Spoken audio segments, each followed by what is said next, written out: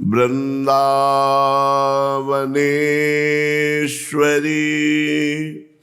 तवैव पदारविन्दम्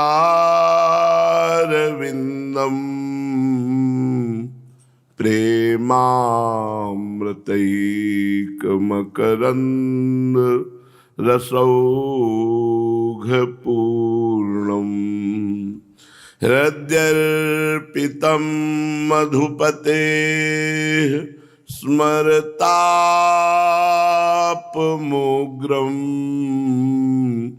निर्वापयत् परमशीतल माश्रयामि निर्वापयत् परमशीतल माश्रयामि परम शीतल माश्रयामि।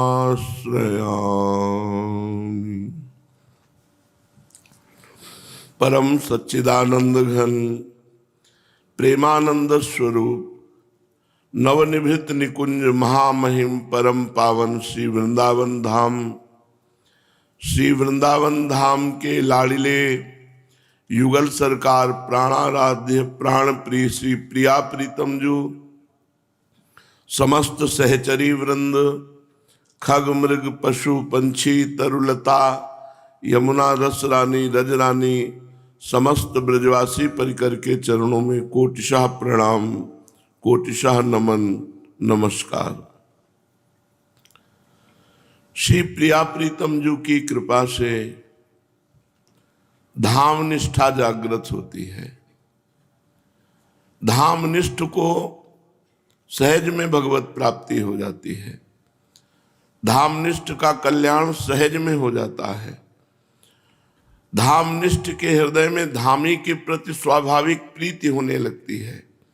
जैसे श्री धाम वृंदावन, तो यहाँ के धामी श्री श्यामा श्याम, स्वाभाविक अपनापन धाम के प्रभाव से होने लगेगा। जैसे हम किसी के घर में बहुत काल तक रहें तो वो घर अपना लगने लगता है, घर वाले अपने लगने लगते हैं, पुराने सब धीरे धीरे विस्मृत होने लगते हैं। ऐसे ही अनंत जन्मों से हम वास्तविक अपने घर वृंदावन से भूले हुए संसार के घरों को, संसार के जनों को, संसार के भोगों को अपना मानते रहे। यदि हमें बहुत काल तक वृंदावन रहने को मिल जाए तो बिना साधना के धाम अपना घर लगने लगे और धामी प्रिया प्रीतम अपने घर वाले लगने लगे, बस हो गया काम। हम जब प्रभु के हैं, ये बात हमारे हृदय में बैठ जाती है तो स्वाभाविक प्रभु का चिंतन होता है। जैसे हम अपने देह का, देश संबंधियों का माला जप नहीं करते पर कभी भूलते भी नहीं। सच्चा भजन तो यही है कि हम भूलते नहीं हैं, पर प्रभु एक पराये से लगते हैं, प्रभु एक गैर से लगते हैं। इसीलिए इनके लिए हमें प्रयास करना पड़ रहा है। श्रीपाद प्रबोधानंद जी महाराज कह रहे हैं, यदि वृंदावन वास करने को मिल जाए तो सब बात बन जाए। बड़ा दुर्लभ है भगवत धाम वृंदा विपिन वास करना। अगर रसिकों का संग नहीं है तो पहचान में नहीं आने वाला वृंदावन। एक बार हमारे हृदय में महत्व बुद्धि बैठ जाए कि ओहो, परम धाम वृंदा विपिन में हमारा वास हो गया या हम आश्रित हो गए, ये बहुत बड़ी बात है। इसीलिए प्रार्थना कर रहे हैं श्रीपाद वृंदाटवी माँ से, कृपयतु मयि वृंदारण्य रागी मनागप्यति बहुल कृपोरु स्नेह भारादश्रु फलतु तदनुकंपा कल्पवल्ली फलम तद्भुत मधिवसति में तत्प्रियाराम शिम्नि में। हे वृंदाटवी राज्ञी प्रियाजू, हे वृंदावन रानी प्रियाजू, हे वृंदाटवी माँ, हम पर इतनी कृपा कर दो, मैं अश्रु बहाते हुए सदैव आपका चिंतन करते हुए वृंदावन की सीमा के बाहर कभी न जाऊं। वृंदावन महान फल देने वाला है। तो कह दे कि वृंदावन में यदि अपराध बन गया, वृंदावन वासी है, कुछ नहीं बिगड़ने वाला। हमारी बात मान लेना। जब आप घर वाले बन के रहोगे ना तो अपराध नहीं लगेगा, और 2-4 दिन के लिए धाम का सेवन करने आओगे तो होश में रहो, अपराध न बनने पाए। यदि हमने जीवन ही दे दिया वृंदावन को, तो बहुत प्रकार से वृंदावन दुलार करता है और अपना प्रभाव और अपना स्वभाव जीव को देता है, उसके प्रभाव और स्वभाव की तरफ नहीं देखता है। वृंदावनी प्रभाव सुनो, अपनो ही गुण देत, अपनो ही गुण देत। इस बात पर ध्यान देना है। जैसे बालक मलिन को मात गोद भर लेत, मल लगाए हुए मलिन बालक है, दुनिया उसे मलिनता युक्त कहेगी, लेकिन माँ उसे अपना बेटा कहेगी। माँ को मलिनता नहीं, बेटा दिखाई देता है। दुनिया को बेटा नहीं, मलिनता दिखाई देती है। ऐसे ही हम उद्दंड हैं, कामी हैं, नीच हैं, पामर हैं, ये संसार देखेगा। वृंदावन देखेगा ये मेरा वासी है, बस बात बन गई। धाम मिल गया, सब बात बन गई। इसलिए कह रहे हैं कि हे वृंदाटवी माँ, हे वृंदावन रानी, वृंदावनाधीश्वरी, एक बार मेरे ऊपर कृपा कर दो कि मेरे अंदर ये बैठ जाए कि मैं वृंदावन से बाहर, सीमा के बाहर नहीं जाऊंगा। हो गया काम। इतना तो बैठा लो, ना भजन बन पावे, ना साधना बन पावे, न कोई हमसे सेवा बन पा रही, तो पड़े रहो सीमा के अंदर। जिनको ये सौभाग्य मिल गया है वृंदावनवास का, बड़ा आश्चर्य होता है कृपा को देख करके। कहो कृपा ते कहा ना होई, क्या नहीं हो सकता कृपा से। यदि हमें वृंदावन रानी श्री किशोरी जी कृपा करके एक बात दे दे, क्या कि उनके प्रिय भवन, महल, कानन, वृंदावन की सीमा के बाहर न जाऊं, ऐसी मेरे को निष्ठा दे दे। ये उन्हीं की निष्ठा से होता है। बहुत बड़ी सिद्धि है ये, बहुत बड़ा लाभ है, और सबको लाभ ये मिल सकता है, पर सब कोई इस लाभ को चाहता नहीं है। नाना प्रकार के गांव घर में पड़े हुए दुख भोग रहे हैं, लेकिन श्रीधाम वृंदावन या भगवत भजन या भगवत प्राप्ति जो महासुखमय, रास्ता ही नहीं समझ में आता। माया अवसर ही नहीं देती भजन का, बस जीवन उनका व्यतीत हो गया। वो कभी भगवत नाम, भगवत धाम, भगवत लीला, भगवत कथा, उनको कोई मतलब नहीं। वासना ऐसी बांधे हुए है कि उपासना से कोई मतलब।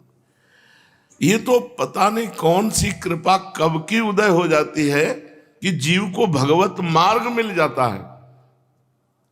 तो कह रहे हैं हम पर तो केवल इतनी कृपा करो महारानी जी।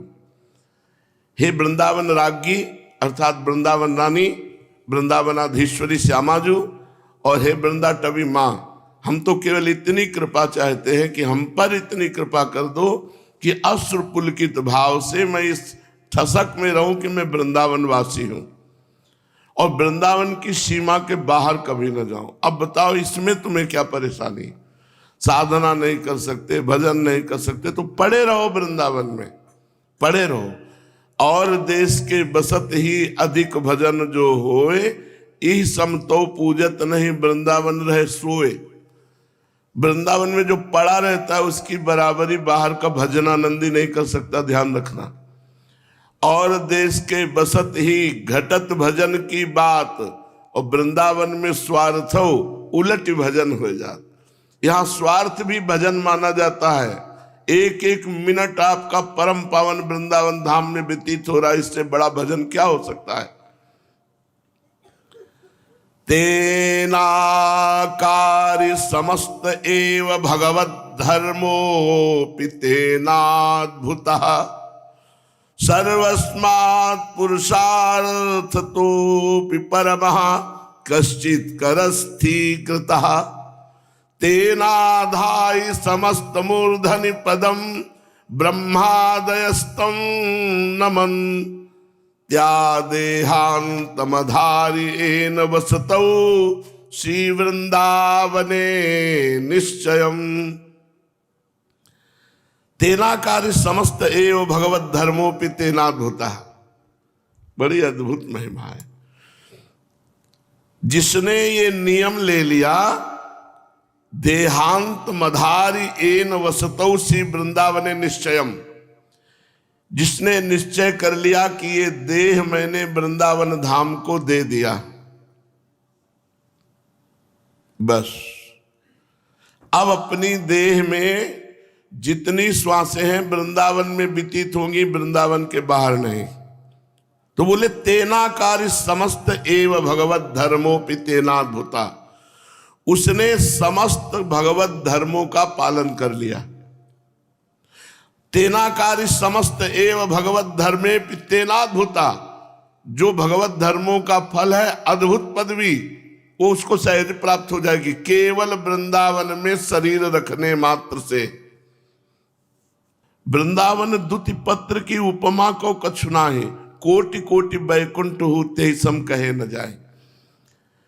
जिसने वृंदावन वास का निश्चय कर लिया मरण पर्यंत का, उसने सब भागवत धर्म कर लिए, करने की जरूरत नहीं। और समस्त पुरुषार्थ तो भी परमः कश्चित करस्थीकृता, धर्म अर्थ काम मोक्ष और प्रेम पांचों पुरुषार्थ उसके हाथ में है, साधना से नहीं, वृंदावन वास का नियम ले लेने से। तेनाधाय समस्त मूर्धनि पदम ब्रह्मादयस्तम नमः, ब्रह्मादि बड़े बड़े देवता रोज उस महापुरुष को नमस्कार करते हैं जिसने अखंड वृंदावन वास का नियम ले लिया है। और समस्त सुख उसके माथे पर सवार हो जाते हैं, समस्त सुख उसके चिंतन करने मात्र से प्रकट हो जाते हैं, जो वृंदावन का आजीवन वास स्वीकार कर लेता। केवल आजीवन वास का फल वर्णन कर रहे हैं। समस्त भागवत धर्मों को उसने कर लिया, भागवत धर्मों का फल उसे प्राप्त हो गया। समस्त पुरुषार्थ उसने कर लिया, समस्त पुरुषार्थ उसके हाथ में है। ब्रह्मादि बड़े बड़े लोकपाल उस वृंदावनवासी को रोज प्रणाम करते हैं, और समस्त सुख उसके दिमाग में जो चिंतन होगा वही उसे प्राप्त हो जाएगा।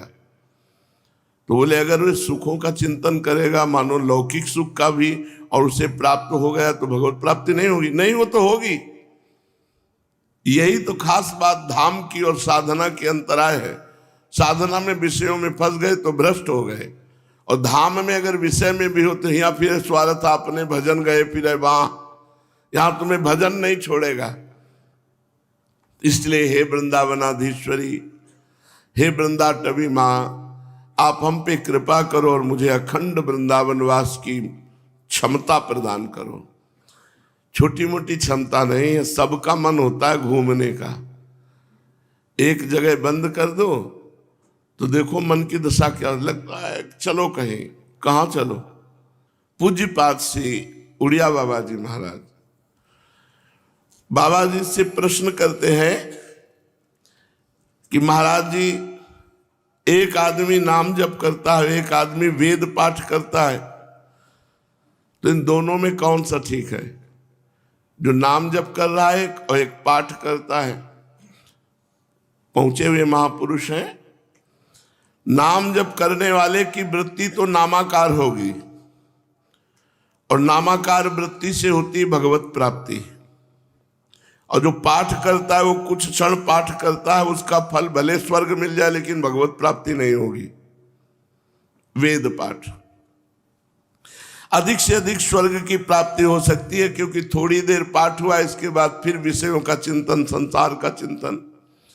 लेकिन जिसने नियम ले लिया है नाम जप का, वो नाम का ही चिंतन करता है, नाम का ही श्रवण करता है, नाम का ही गान करता है, तो उसकी नामाकार वृत्ति अर्थात भगवदाकार वृत्ति अर्थात भगवत प्राप्ति। पाठ लाभदायक है वो जो अपने इष्ट का गुणानुवाद है। श्रीमद् चतुरासी जी, केवल चतुरासी जी का पाठ होता रहे तो छुट्टी 84 भ्रमंते निर्खय जुगल किशोर, इसमें स्वर्ग की प्राप्ति की बात नहीं है। इसमें 84 लाख योनियों से छूट करके निर्खय जुगल किशोर, निर्खय जुगल किशोर भोर अरुरैन न जाने, पिए रूप रस मत भयो कछु मन ही न आने, प्रेम लक्षणा भक्ति होए ही आनंदकारी, और वृंदावन वास सखी सुख के अधिकारी, कुंज महल की टहल सुख। यह है पाठ का फल चतुरासी जी के। 84 लाख योनियों से छूट जाना, प्रिया प्रीतम का दर्शन पाना, प्रिया प्रीतम की प्रेम लक्षणा भक्ति प्राप्त होना, और कुंज महल की सेवा सुख का अधिकार प्राप्त हो जाना, ये प्रिया प्रीतम अपने निजी हो जाना, ये चतुरासी जी के पाठ का फल है। तो एक नाम जप करता है, एक वेद पाठ करता है और पाठ करता है, तो बोले पाठ का फल स्वर्ग हो सकता है, लेकिन भगवत प्राप्ति केवल नहीं, क्योंकि निरंतर थोड़ी आप पाठ करोगे। निरंतर के लिए नाम जप है, नाम जप के बिना भगवत प्राप्ति असंभव। महाराज जी, आपका नाम सुनकर के आया हूं, मुझे क्या करना चाहिए जिससे मेरा इसी जन्म में कल्याण हो जाए, कृपा करके बताओ। बाबा तुम कुछ जपते हो? हाँ, एक माला गायत्री जप करता हूं। एक माला से क्या होगा? एक माला से कुछ नहीं होने वाला। कम से कम मेरी बात मानो, आज से 11 माला जप करो। 11 माला जप करो तो कुछ तुम्हारा हृदय पवित्र हो, तुम्हारे हृदय में कुछ अनुभूतियां आवे। महाराज, मेरे पास समय नहीं, क्योंकि मैं एक ब्राह्मण हूं और एक घर में रसोई बनाने का काम करता हूं, गरीब आदमी हूं, इतना समय नहीं कि मैं 11 माला जप कर सकूं। अच्छा, तो तुम गायत्री की एक माला जपो, लेकिन और समय कामकाज करते समय राधे श्याम तो बोल सकते हो। यदि तुम एक माला गायत्री और उठते बैठते काम करते हुए राधे श्याम बोलोगे, तो मंत्र से भी बढ़कर के अपार शक्ति नाम में है। इस राधे श्याम नाम का निरंतर जप करने से प्रिया प्रीतम का दर्शन हो जाता है, हो जाएगी भगवत प्राप्ति। देखो, जब तक किसी चीज का लोभ नहीं होता तब तक उसे पाने और सुरक्षित करने की धुन सवार नहीं होती। तो इसी प्रकार जब तक तुम्हें भगवत प्राप्ति का लोभ नहीं होगा तब तक नाम खूब जपने की और नाम बचाने की, रक्षा करने की, क्योंकि हमारा नाम जप रूपी धन कहीं चोर न चुरा ले जाए। काम क्रोध लोभ मोह मद मत्सर, नाम का लोभ होने पर स्वतः ही हर समय जप होने लगता है, फिर तो 1 मिनट भी व्यर्थ बात करना बुरा जान पड़ता है। जिस प्रकार धन के लोभी को 5 मिनट भी अपने व्यापार को छोड़ना अच्छा नहीं लगता, उसी प्रकार भगवान नाम लोभी को भी 5 मिनट व्यर्थ की बातें करना अच्छा नहीं लगता। मैं समझता हूं कि साधना में सबसे कठिन बात है निरंतर नाम जप। पूज्य बाबा कह रहे हैं, ज्ञान और ध्यान तो सब कोई कर सकता है, लेकिन एक नाम बहुत समय तक निरंतर जपना सबसे कठिन बात है। लोग ज्ञान की बातें तो रात दिन करते रहते हैं, परंतु उनके हृदय में परिवर्तन नहीं होता, क्योंकि नाम जप नहीं है। नाम जप करना सबसे कठिन साधना है। सब प्रकार की बातें छोड़कर निरंतर एक नाम एक मंत्र को कई घंटे तक जपते रहना तो साधारणतया ऐसा असंभव है। अगर ऐसा कर ले गया तो असाधारण विलक्षण शक्ति उसमें जागृत हो जाएगी। ये पूरे जीवन में इन्हीं महापुरुषों के वचनों का प्रभाव रहा कि अन्य किसी साधनों की तरफ मन लुभाया ही नहीं। बस यही लगा निरंतर हर श्वास, हर मिनट, हर सेकेंड प्रभु के चिंतन में जाए। नाम मंत्र से भी बड़ा है, क्योंकि मंत्र जप का विधान है शास्त्र में। जब मंत्र जप करे तो तुम्हारे वस्त्र पवित्र होने चाहिए, शरीर पवित्र होना चाहिए, स्थान पवित्र होना चाहिए। ऐसा नहीं कि आप शौचालय में मंत्र जप सकते हो, लेकिन शौचालय में नाम जप कर सकते हो। नाम में विधि विधान की कोई आवश्यकता नहीं है। नाम लेत भव सिंधु सुखाही, करहु विचार सुजन मन माही। नाम की बड़ी महिमा है। आप कल्पना भी नहीं कर सकते कि आपके जीवन का कैसे परिवर्तन हो गया नाम जप से। आप जप करके देखिए।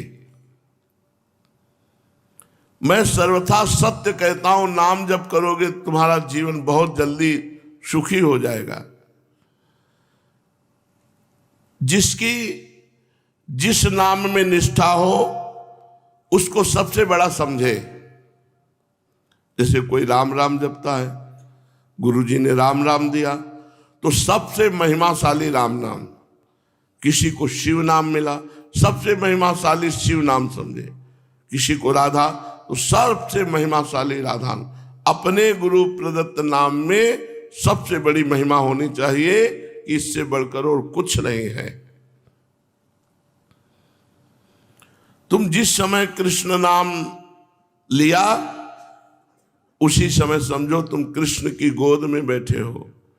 कृष्ण तुम्हें अपनी गोद में बैठा ले हैं। नाम ले रहे हो मतलब नाम ही तुम्हारे पास है। नाम बाणी जहां श्याम श्यामा तहां, नाम बाणी सुनत श्याम श्यामा सुबस, नाम बाणी निकट श्याम श्यामा प्रगट।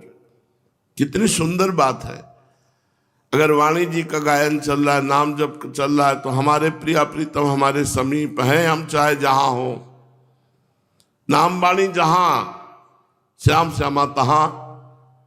तो जो वृंदावन खंडवास नहीं कर सकते तो जहां भी है वहीं नाम वाणी में लगे, वहीं श्याम श्यामा हो। जहां श्याम श्यामा तहां उनका धाम। नाम के अभ्यास से धीरे धीरे पाप नष्ट होते, तब नाम मीठा लगने लगता है।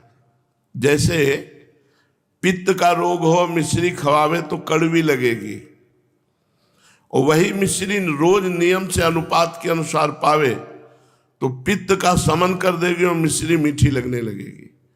तो राधा नाम अमृत रस है, राधा नाम सुधा रसम।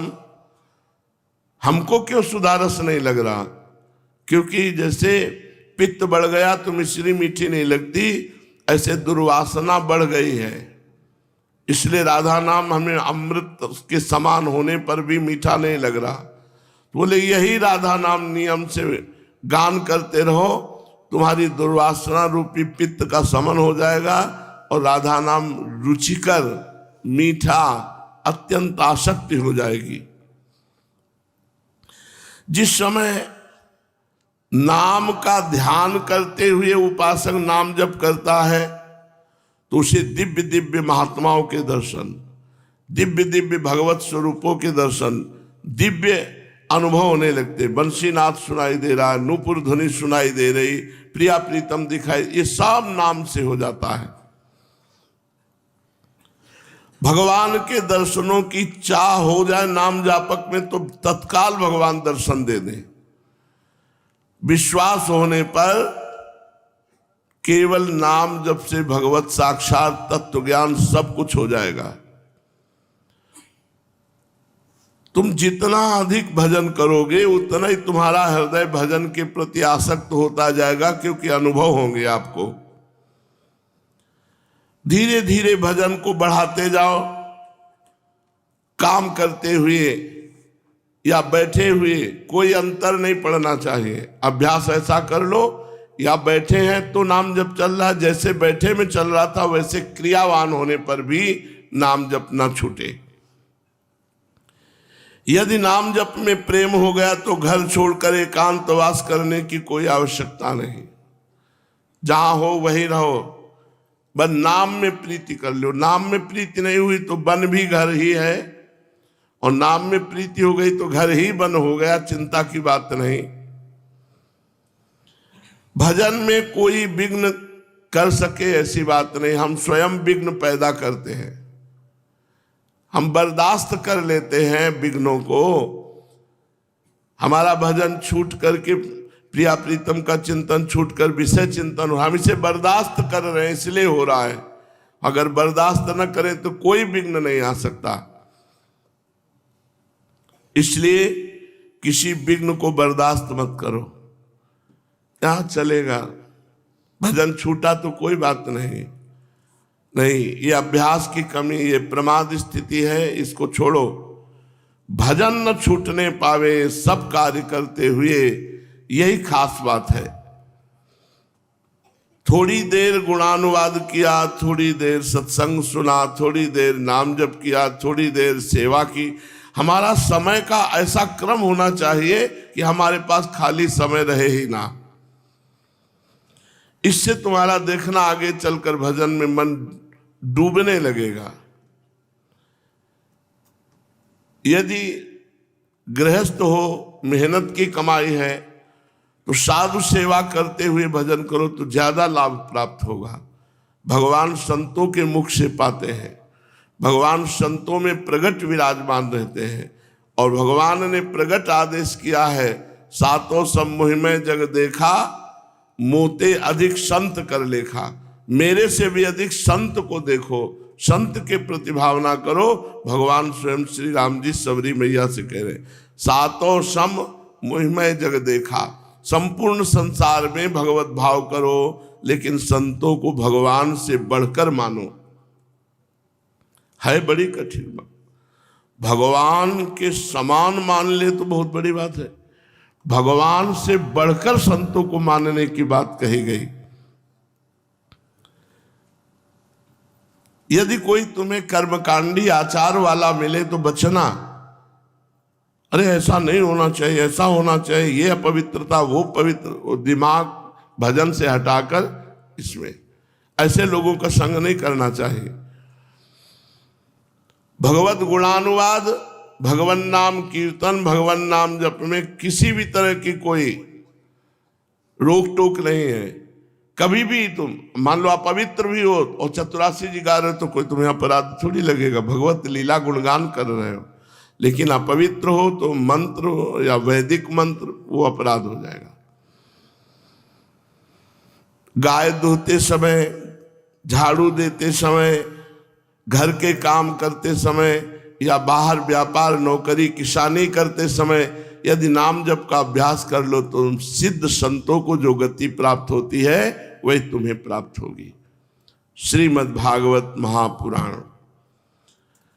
महाराज निमि 9 योगीश्वरों से प्रश्न करते हैं कि महाराज, भगवान की माया सुनते हैं बड़े बड़े मायावियों को मोहित कर लेती है। कोई उस माया को पहचान नहीं सकता कि ये माया है, और आप कहते हैं भक्त उस माया को देखता रहता है। माया भक्त को विचलित नहीं कर सकती, भ्रमित नहीं कर सकती। तो मैं ये जानना चाहता हूं कि भगवान की माया का स्वरूप क्या है। आप लोग कृपा करके बताइए। योगीश्वरों, मैं एक मनुष्य मृत्यु का शिकार हूं, कब मर जाऊं पता नहीं। संसार के तरह तरह के तापों ने मुझे बहुत दिनों से तपा रखा है। आप लोगों के मुख से जब ये भगवद वार्ता सुन रहे हैं तो हमारे तीनों ताप मिट रहे हैं। आप लोगों की वाणी सुनते सुनते मैं तृप्त नहीं हो रहा। आप कृपा करके बताइए माया का स्वरूप क्या है। अब तीसरे योगीश्वर अंतरिक्ष जी ने कहा, राजन, पहली बात है कि भगवान की माया का वर्णन ही नहीं किया जा सकता, क्योंकि वो अनिर्वचनीय है। भगवान की माया का वर्णन ही नहीं किया जा सकता क्योंकि वो अनिर्वचनीय है। आदि पुरुष परमात्मा जिस शक्ति से संपूर्ण भूतों के रूप में स्वयं बन जाते हैं, ध्यान दीजिए, जिस शक्ति का आवरण डाल करके स्वयं परमात्मा जीव रूप से खेल रहा है, और उनके विषय भोग तथा मोक्ष की सिद्धि के लिए विषय भोग भी परमात्मा बना हुआ है, पर यह ज्ञान नहीं है, इसीलिए बाधक है। मोक्ष भी परमात्मा ही है, तो मृत्यु भी परमात्मा है, दुख भी परमात्मा है। जिसको सर्वात्म परमात्मा भाव हो जाता है वो माया मुक्त महापुरुष है। नहीं, भगवान माया का पर्दा ओढ़कर स्थूल शरीर, सूक्ष्म शरीर, कारण शरीर का स्वयं सच्चिदानंद पर ब्रह्म विराजमान है। वही माया से पंचभूत शरीर रचते हैं, देव मनुष्य आदि शरीर, और उसी में विराजमान होकर गुप्त हो जाते हैं। कहाँ कोई जान पा रहा है भगवान विराजमान है, और साक्षात श्री भगवान विराजमान है, दूसरा कोई नहीं। इसी का नाम माया है कि भगवान ना दिखाई देकर भगवान के द्वारा रचित जितना नानात्व है, और वो स्वयं भगवान बने हैं, पंचभूत स्वयं भगवान बने हुए, पर दिखाई न देना, यही भगवान की माया है।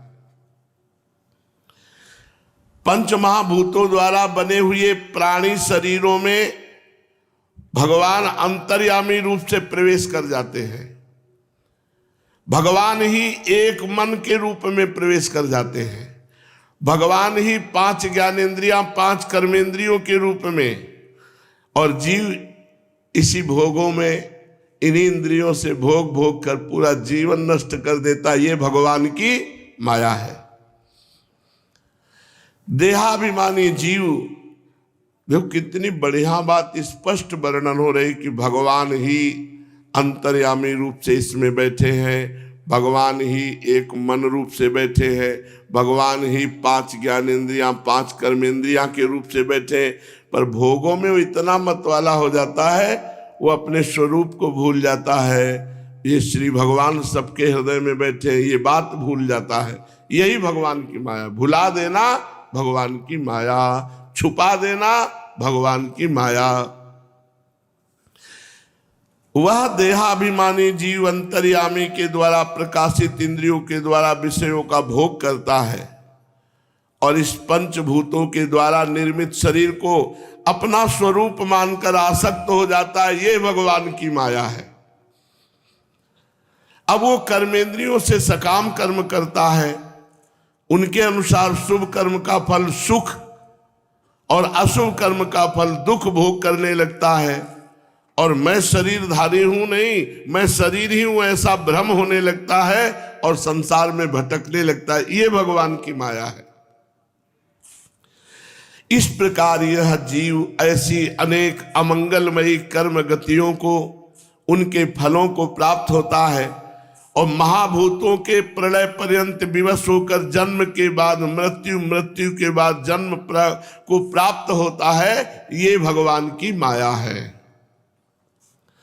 जब पंचभूतों का प्रलय का समय आता है, तो अनादि और अनंत काल स्थूल तथा सूक्ष्म द्रव्य एवं गुण रूप इस व्यक्त सृष्टि को मूल प्रकृति की ओर खींचता है। ये भगवान की माया है। जब सृष्टि के महाप्रलय का समय आता है, तो काल संपूर्ण सृष्टि को मूल की तरफ खींचता है, विनाश करता है। क्या करता है? उस समय ये होगा 100 वर्ष तक भयंकर सूखा पड़ेगा। 100 वर्ष तक पानी पीने को नहीं मिलेगा। जब 100 वर्ष पानी ही नहीं होगा, वर्षा ही नहीं होगी, तो धरातल का पानी सूख जाएगा। जिस समय काल संपूर्ण सृष्टि को मूल प्रकृति की तरफ घसीटता है, उस समय 100 वर्ष तक भयंकर सूखा पड़ जाता है, एक बूंद पानी नहीं। भजन कर लो, अभी सब सुविधा है, वो कौन सा पानी फिल्टर करके पी रहे हो? ऐसे गड्ढा में भी नहीं मिलेगा, फिल्टर की तो बात जाने दो। जब नीचे से नहीं आएगा तो फिल्टर कहां से होगा? जब ऊपर से नहीं आएगा तो नीचे वाला भी तो सूख जाएगा। बड़ी भयंकर दुर्गति होगी यदि भजन नहीं करोगे। और ये सब भोग चुके हैं हम, और भोगेंगे अगर भगवान को प्राप्त नहीं किया। 100 वर्ष तक एक बूंद पानी नहीं गिरा, 100 वर्ष तक वर्षा न हो, इसी में काफी निपट गए। काल भगवान सबको मूल प्रकृति की तरफ, ब्रह्म की तरफ घसीटते हैं। जब महाप्रलय का समय आता है, 100 वर्ष तक बिल्कुल पानी नहीं गिरता। अब वर्षा बिल्कुल ना होने के कारण प्रलय काल की शक्ति से गर्मी बढ़ती है, और उस गर्मी से तीनों लोग त्राहिमाम बोल जाते हैं, ये भगवान की माया है। उस समय भगवान शेष के 1000 मुखों से आग पैदा होती, विषैली प्रचंड आग की लपटें नीचे से पाताल से उठती और ऊपर के लोगों को जलाती। 100 वर्ष तक पानी नहीं गिरा। इसके बाद इतनी उष्णता बढ़ती, तीनों लोग गर्मी से त्राहिमाम बोल जाते हैं। फिर भगवान शेष के मुख से अग्नि की लपटों सहित विष की ज्वाला निकलती है। वायु की प्रेरणा से वो लपट पाताल लोक से जलाना आरंभ करती है और ऊंची ऊंची चारों ओर फैल जाती है।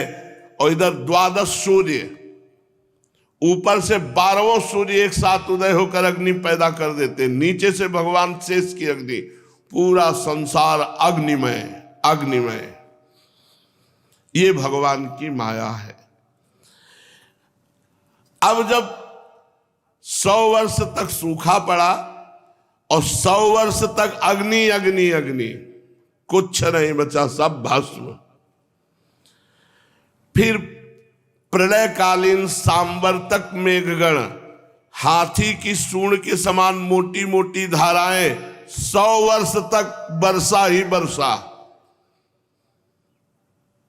ये सब भोगना है। अगर भजन नहीं करोगे तो भले कीड़ा मकोड़ा बनोगे, उसी में छुन्न से हो जाओगे आग में।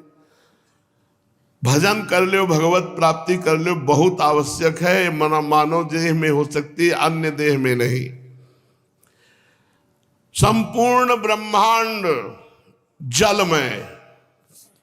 पहले 100 वर्ष तक सूखा, 100 वर्ष तक भयंकर गर्मी, फिर 100 वर्ष तक आग की लपटें, नीचे से भगवान संकर्षण शेष जी, ऊपर से 12 आदित्य, और पूरा संसार भस्म हो गया। अब फिर मोटी मोटी सूंड की, जैसे हाथी की होती है, ऐसे धारा, बूंदे नहीं धारा, पूरा ब्रह्मांड जलमय हो गया। ये भगवान की माया है। राजन, जैसे बिना ईंधन के आग बुझ जाती है, वैसे ही विराट पुरुष ब्रह्मा अपने ब्रह्मांड शरीर को छोड़कर सूक्ष्म स्वरूप अव्यक्त भगवान में लीन हो जाते हैं। ये भगवान की माया। अब वायु पृथ्वी की गंध को खींच लेती, जिससे पृथ्वी जल रूप हो जाती, पृथ्वी नाम की कोई चीज नहीं रह जाती। और वही वायु जल के रस को खींच लेता है, तो जल अग्नि रूप हो जाता है। ये भगवान की माया है। और जब अंधकार अग्नि के रूप को छीन लेता है, तब अग्नि वायु रूप हो जाती है। और वायु की स्पर्श शक्ति जब छिन जाती है तो आकाश रूप हो जाता है। सब अपने में जैसे प्रकट हुए थे वैसे लौटते हुए चले जा रहे हैं। तब वायु आकाश में लीन हो जाता है। ये भगवान की माया है। तदनंतर काल रूप परमात्मा आकाश के शब्द गुण का हरण कर लेता है, जिससे तामस अहंकार में लीन हो जाता है। ये भगवान की माया है। और इंद्रियां बुद्धि ये राजस अहंकार में, मन सात्विक अहंकार में देवताओं के साथ लीन हो जाता है, और अहंकार महातत्व में, महातत्व प्रकृति में, प्रकृति मूल प्रकृति में, मूल प्रकृति ब्रह्म में हो गई। यहीं से शुरू हुआ था, ये महाप्रलय हो गया। ये भगवान की माया। जब सृष्टि होना होता है तो ब्रह्म से मूल प्रकृति, मूल प्रकृति से त्रिगुणात्मिका प्रकृति, त्रिगुणात्मिका प्रकृति से महातत्व, महातत्व से अहंकार, अहंकार त्रिविध, त्रिविध अहंकार में इंद्रिया, मन, देवता, सब बुद्धि, सब प्रकट, और उसी से पूरी सृष्टि। सृष्टि, स्थिति और संहार ये तीनों माया से हो रहे हैं। हमने सूक्ष्म रूप से ये माया का वर्णन किया। अब क्या सुनना चाहते हो राजन? तो राजा निमि ने पूछा, महर्षि ये तो बड़ी कठिन है भगवान की माया। जरा सोचो, उस समय जब 100 वर्ष सूखा पड़ेगा, सोचो उस समय जब 100 वर्ष आग गिरेगी, जब 100 वर्ष वर्षा होगी, पूरा ब्रह्मांड लीन होगा, उस समय की स्थिति को सोचो। इसलिए आज भजन कर लो। लोग कहते हैं कि क्या भगवत प्राप्ति, मौज लो, कल किसने देखा है? कल आप ही देखोगे भगवान, आप ही देखोगे, किसने नहीं देखा। आप ही त्राहिमाम बोलोगे। तुम अविनाशी हो, तुम्हारा शरीर छूट जाएगा, लेकिन दूसरा शरीर मिलेगा, और फिर देखोगे तुम ही। तो ये भगवान की माया इतनी प्रबल, तो इससे पार कैसे जाए? राजा निमि ने पूछा, ऐसा माया भगवतः सर्ग स्त्यंत कारिणी त्रिवर्णा वर्णितास्माभिः किम भूया श्रुतिमिच्छसि यथैतामैश्वरीं मायां दुस्तरात्म कृतात्मभिः तरन्त्यंजः स्थूल धियो महर्ष इदमुच्यताम्। इस माया से तरा कैसे जाए? इससे मुक्त कैसे हुआ जाए? ये तो सुनाई के भयभीत रहो। अब कृपा करके बताइए, जिसे हमने सुना, जिससे हम भयभीत हुए, इससे हम तरे कैसे? क्योंकि इस शरीर में आत्मबुद्धि हो गई, यही माया है। अब इससे कैसे मुक्त हो? बहुत ध्यान से सुनना। माया से मुक्त होने का उपाय। अब चौथे योगीश्वर प्रबुद्ध जी बोले, राजन भगवान की माया से ये स्त्री पुरुष का ऐसा बंधन बंध जाता है कि वो उपाय करता है दुख निवृत्ति के लिए, वो भोगता जाता है दुख पे दुख। वो बड़े बड़े कर्म करता है सुख प्राप्ति के लिए, परिणाम में उसे दुख ही मिलता है। जो पुरुष माया के पार जाना चाहता है, उसको चाहिए कि विचार करे कि कर्मों का फल विपरीत क्यों हमें मिल रहा है। हम कर्म करते हैं सुख के लिए। जैसे पूरे संसार में जितने मनुष्य हैं, सब सुख के लिए कर्म करते हैं, दुख के लिए कोई कर्म नहीं करता, पर परिणाम में दुख भोगने को मिलता है। तो विचार करना चाहिए हमसे त्रुटि कहाँ हो गई। सुख के बदले में दुख पाते हैं, दुख निवृत्ति के स्थान पर दिनों दिन दुख बढ़ता जाता है। एक धन को ले लो, इससे दिन पर दिन दुख बढ़ता है, इसको पाना कठिन, मिल जाए तो ये आत्मज्ञान के लिए मृत्यु रूप है, मृत्यु स्वरूप है। श्री स्वामी हरिदास जी महाराज कहे, हरिदास मीच जो आवे त्यो धन है आप उनको। अध्यात्म में धन क्या है? बोले मृत्यु स्वरूप है। जो इस धन का चिंतन, धन में एक बड़ा भारी दोष है, 15 दोष तो है ही है, एक बड़ा भारी दोष है गिनती में सुख मिलना।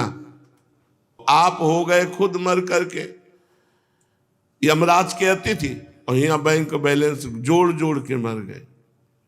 बहुत विचित्र हाल है।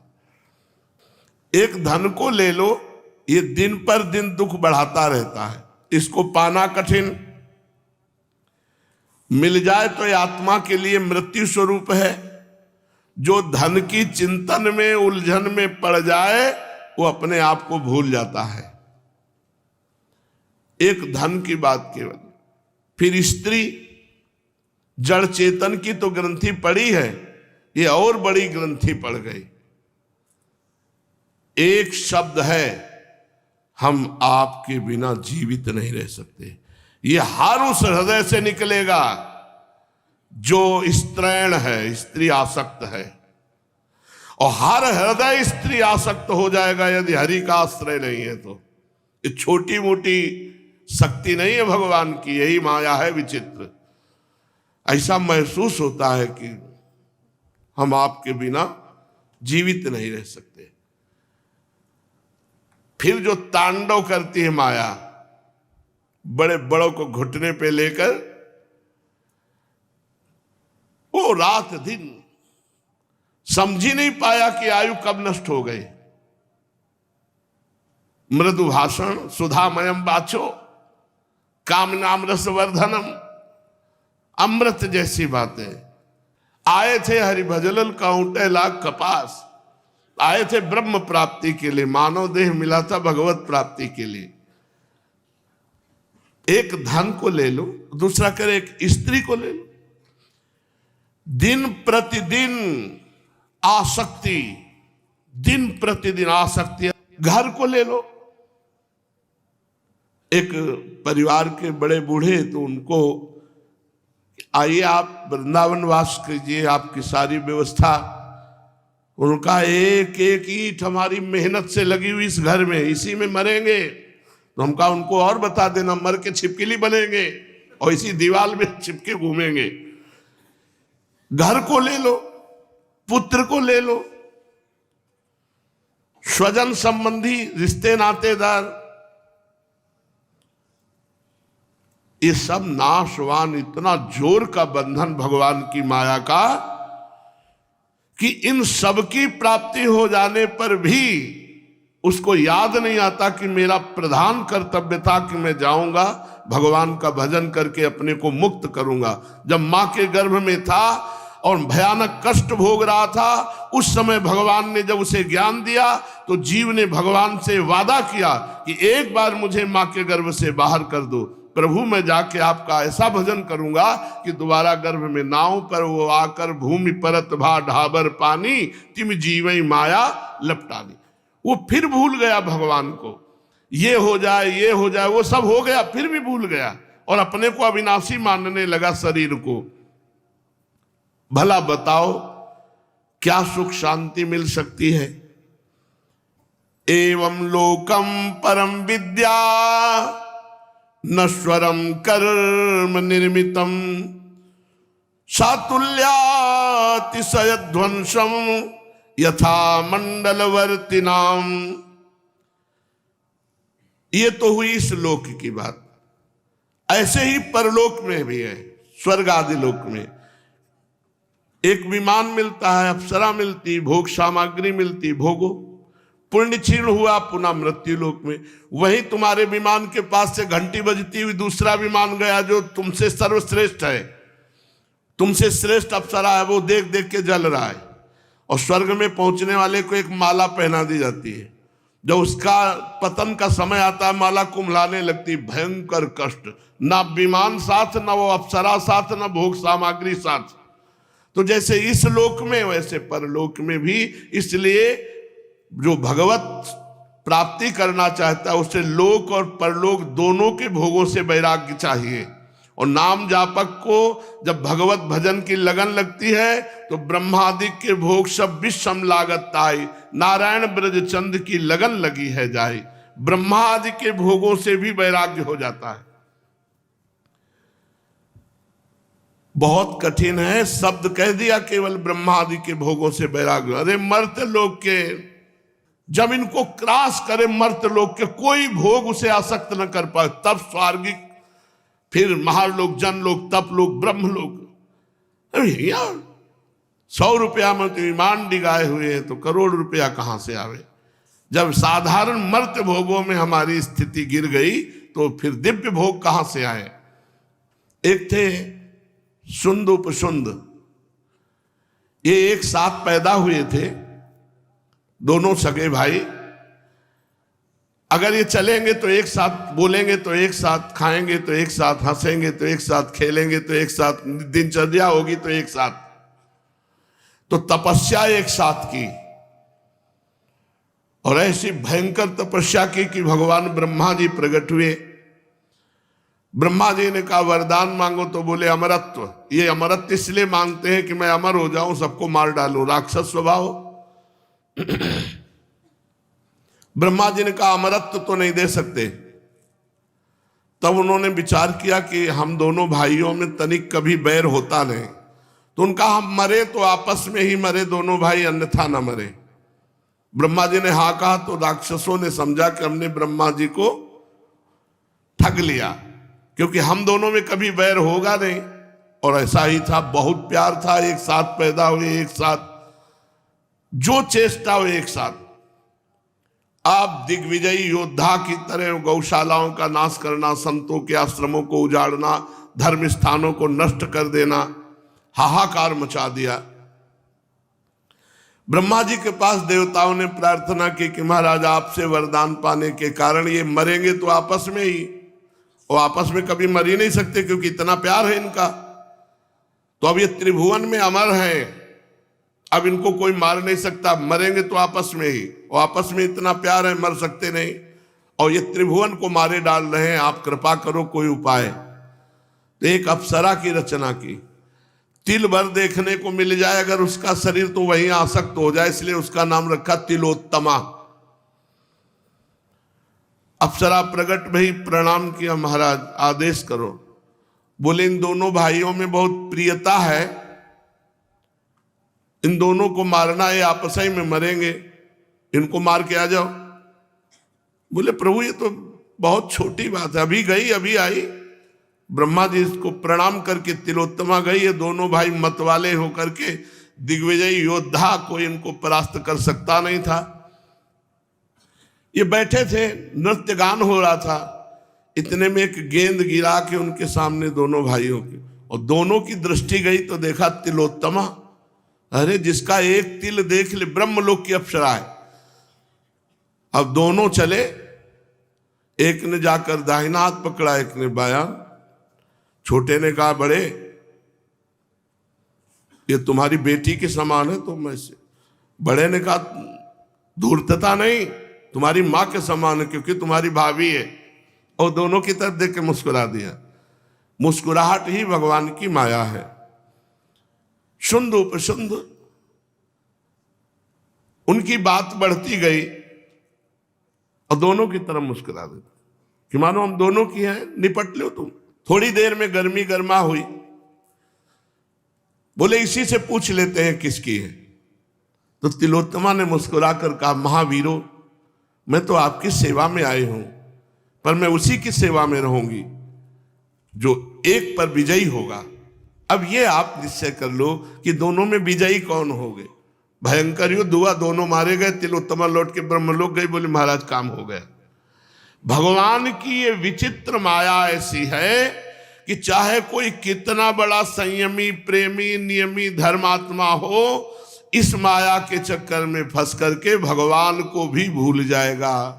इंसान की मित्रता तो जाने दो, भगवान को, भगवत प्राप्ति होते होते रुक जाएगी।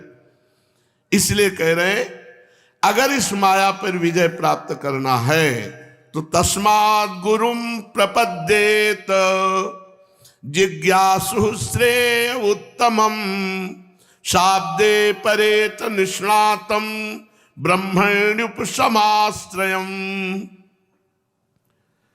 इसलिए यदि आप अपना परम कल्याण चाहते हैं तो सबसे पहला काम करो, गुरु का वरण कर लो।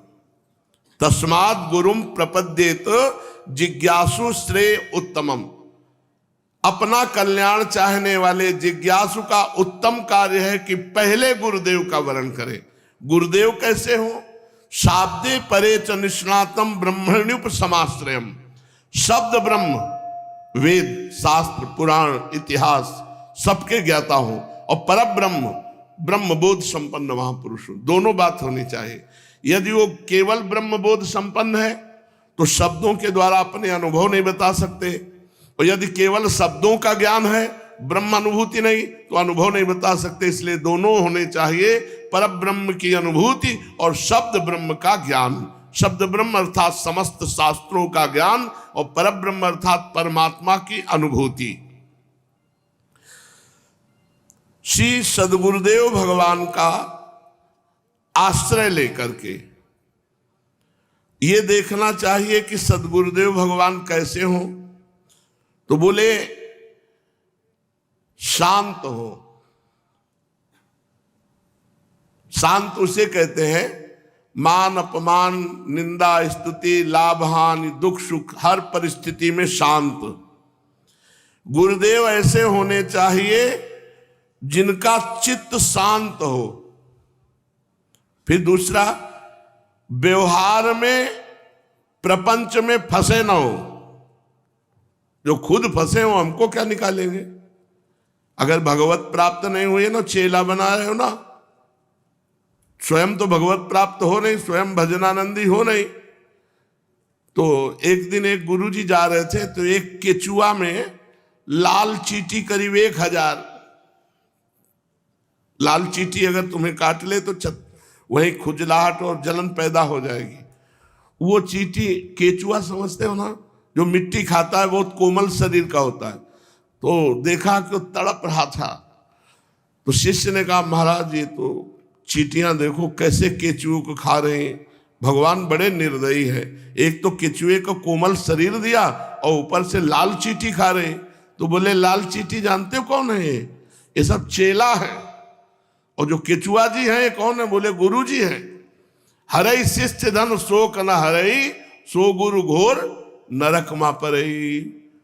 गुरु शिष्य अंध बधिर कर लेखा, एक न सुनई एक नहीं देखा। ये गुरु शिष्य का संबंध रुपये का संबंध नहीं है। तब लग जोगी जगत गुरु, जब लग रहा है निराश, जब आशा मन में भई जग गुरु जोगी दास। जोगी दास हो गया, जगत उसका गुरु हो गया। गुरुदेव कैसे होने चाहिए? पर ब्रह्म की अनुभूति और शब्द ब्रह्म का ज्ञान। शब्द ब्रह्म का पूरा ज्ञान नहीं है, पर ब्रह्म की अनुभूति तो कोसों दूर है। देह भाव की पुष्टता वाला कैसे देह राग छोड़वा देगा हमें बताओ। जिसको स्वयं भगवान में प्रेम, जब भगवान में प्रेम होता है तो नहीं खान पान ते भावे है, नहीं कोमल वसन सुहावे है। चेला बनाने का अधिकार है भगवत प्राप्त महापुरुष को, जिन्होंने निरंतर भगवदाकार वृत्ति कर ली। एक बार देख लिया, एक बार उपदेश दे दिया, वो जीवन का परिवर्तन करके भगवान के भजन में लगा। बस गुरु मंत्र दे दिए, तुम मंत्र को पकड़कर खूब निरंतर जपते हुए भगवान में। गुरु शिष्य का यही संबंध। कोई प्रश्न है तो गुरु से समाधान करा लो।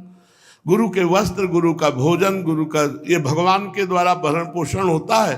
आपको लग रहा है तो 4 रोटी दे दो, आपको लग रहा है कि कपड़ा फटे तो लंगोटी अचला दे दो, हो गया। ये भजन का संबंध है, ये व्यवहार वाला संबंध नहीं है। तो बोले गुरु कैसे होने चाहिए? बोले व्यवहार प्रपंच से उपरत होने चाहिए। उपरत व्यवहार प्रपंच से कोई मतलब नहीं, केवल भगवत चर्चा, केवल भगवान से मतलब। पर ब्रह्म की अनुभूति अपना काम हो जाना चाहिए। और साथ में जिसका हाथ पकड़े उसका बेड़ा पार होना चाहिए। अगर वो आज्ञा पालन नहीं करता तो वो भोगेगा, पर आपका जिम्मेवारी है। अब गुरु बना लेने का मतलब है उसने अपने आप को आपको समर्पित कर दिया, अब उसका सारा भार आपके ऊपर है। हमने शास्त्रों में स्वयं तो नहीं पढ़ा, लेकिन शास्त्रों के ज्ञाता एक से सुना। अगर शिष्य पाप करे और आपका गुरु शिष्य का संबंध, आपने उसे डांटा नहीं, आपने उसको दंड नहीं दिया, तो आपको उस पाप का फल भोगना पड़ेगा। अगर वो परब्रह्म की अनुभूति से युक्त है तो उनका बाल बांका भी नहीं होगा। अगर स्वयं अनुभूति नहीं हुई तो ये चेला ही जो है नरक में ठेली ठेला। पक्का समझो, ये कोई खिलवाड़ नहीं है।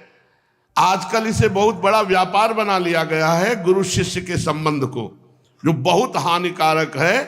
जब तक भगवत प्राप्ति न हो तब तक आगे बढ़ता रहे साधक, कभी इन सब बाहरी व्यवहारों में न पड़े। ये प्रपंच नहीं होना चाहिए। व्यवहार प्रपंच से मुक्त गुरु और व्यवहार प्रपंच से मुक्त करना शिष्य का जो संबंध है वो ये है। गुरु पर ब्रह्म की अनुभूति, शाब्द ब्रह्म के ज्ञाता और शांत चित्त और व्यवहार से उपरत होने चाहिए वो, ताकि अपने ब्रह्मानुभूति की बातें अपने शिष्य को बताकर उसे माया मुक्त कर सके। 88,000 ऋषि हैं, शौनक जी उनके मुखिया हैं। 88,000 एक साथ रहते थे, 88,000 ऋषि एक साथ, शौनक जी उनके मुखिया। 60,000 ऋषि बालखिल्य ऋषि 60,000 एक साथ रहते हैं।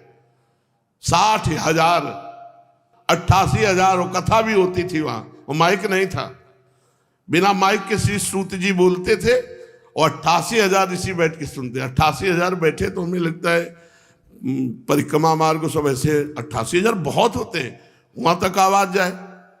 इतना पवित्र शांत वातावरण, भगवत स्वरूप। 88,000 ऋषि एक साथ बैठकर भगवत कथा सुनते, किसी में न राग न द्वेष, न किसी में बाह्य प्रपंच, न संसारिक भोगों की आकांक्षा। 88,000 एक साथ रहना ये बहुत आश्चर्य की बात। 60,000 एक साथ रहना, बालखिल्य ऋषि। दुर्वासा भी जी जब चलते थे तो 60,000 उनके भी शिष्य थे। 60,000 शिष्य दुर्वासा जी के थे। जिज्ञासु को चाहिए कि गुरुदेव को ही अपना परम प्रीतम आत्मा परमात्मा मान ले। एक तो गुरु जल्दी बनावे नहीं, हम आपसे साफ बात कहते, कथा सुन के गुरु मत बनाओ, प्रवचन सुन के गुरु मत बनाओ। जल्दी बनाओगे ना तो जल्दी ही छोड़ दोगे। साल 2 साल 4 साल पहले उनको देखो, ज्ञान की छन्नी लगा के जितना तुम्हें भगवान ने दिया उससे छानो कि ये गुरु भगवान, हमारे गुरु भगवान बनने लायक है कि नहीं है। एक एक गुण अवगुण सद्गुण, उठना बैठना बोलना बातचीत, और जब गुरु बना ले तो गुरुर ब्रह्मा गुरुर विष्णु गुरुदेव महेश्वरा, गुरु साक्षात परब्रह्म तस्मै श्री गुरुवे नमः। हमारे परब्रह्म परमात्मा गुरुदेव हैं, अब हमें और कोई साक्षात्कार नहीं चाहिए, ऐसा भाव होना चाहिए। अपने गुरुदेव को ही परम प्रीतम, परम प्रीतम मतलब इनसे बढ़कर कोई प्यारा नहीं। अपने गुरुदेव को ही अपनी आत्मा, अपने गुरुदेव को ही परमात्मा मानना चाहिए। निष्कपट भाव से गुरुदेव की आज्ञा में रहना, कपट नहीं, अपनी कोई रुचि नहीं, गुरुदेव की रुचि। जोई जोई प्यारो करे सोई मुहि भावे, अब जोई कहां करें हम सोई, आयस लिए चले निज दासी। भगवान को प्राप्त कराने वाले भक्ति भाव के साधनों की क्रियात्मक शिक्षा गुरुदेव से ग्रहण करें। इन्हीं साधनों से सर्वात्मा एवं भक्तों को अपने आत्मा का दान करने वाले भगवान प्रसन्न हो जाते हैं। गुरुदेव के संग से शरीर में, संतान में अनासक्ति हो, अनासक्ति सीखे। गुरुदेव के संग का क्या मतलब है? शरीर में राग न रह जाए, अपनापन न रह जाए, संसार के संबंधों में अपनापन न रह जाए। गुरु आज्ञा करी इसी, जो गुरु का आदेश हो गया वही हमारे जीवन में सर्वोपरि। फिर भगवान के भक्तों से कैसे प्रेम करना चाहिए? गुरु सोई जो साधु सेवावे और साधु सोई जो विषय छोड़ावे। हरिराम व्यास जी ने कहा गुरु वही है जो संतों से प्रेम करा दे, संत वही है जो भगवान से प्रेम करा दे, विषयों से राग छुड़ा दे। पहले शरीर और संतान में अनासक्ति सीखे, फिर भक्तों से कैसे प्रेम किया जाता है गुरुदेव से ये सीखे, फिर सबसे दया मैत्री विनय निष्कपट भाव ये सीखे। मिट्टी जलादि से बाह्य शरीर की पवित्रता, छल कपट के त्याग से भीतर की पवित्रता, अपने धर्म का अनुष्ठान, सहन शक्ति, ये गुरुदेव से सीखे। बड़ा सुंदर प्रसंग है, जल्दी जल्दी में रस नहीं आएगा, इसलिए शेष चर्चा आगे। श्री राधा वल्लभ लाल की।